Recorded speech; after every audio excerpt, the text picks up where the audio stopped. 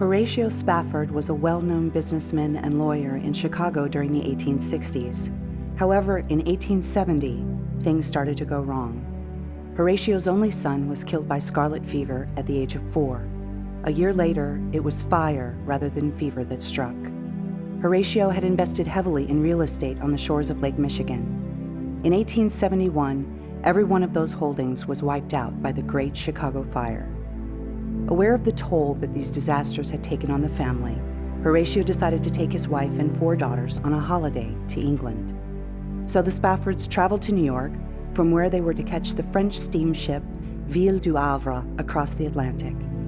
Yet just before they set sail, a last-minute business development forced Horatio to delay. Not wanting to ruin the family holiday, Spafford persuaded his family to go on as planned.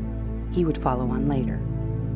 With this decided, Anna and her 4 daughters sailed east to Europe while Spafford returned west to Chicago.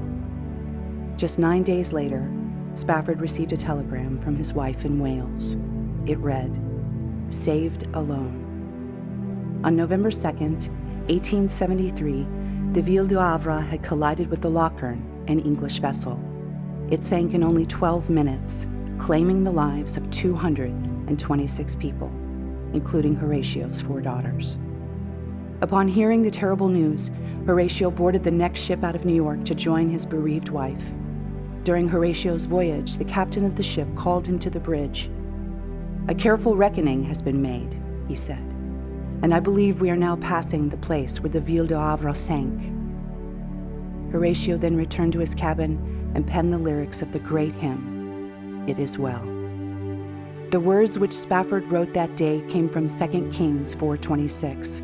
They echo the response of the Shunammite woman to the sudden death of her only child. Though we are told her soul is vexed within her, she still maintains that it is well. And Spafford's song reveals a man whose trust in the Lord is as unwavering as hers was.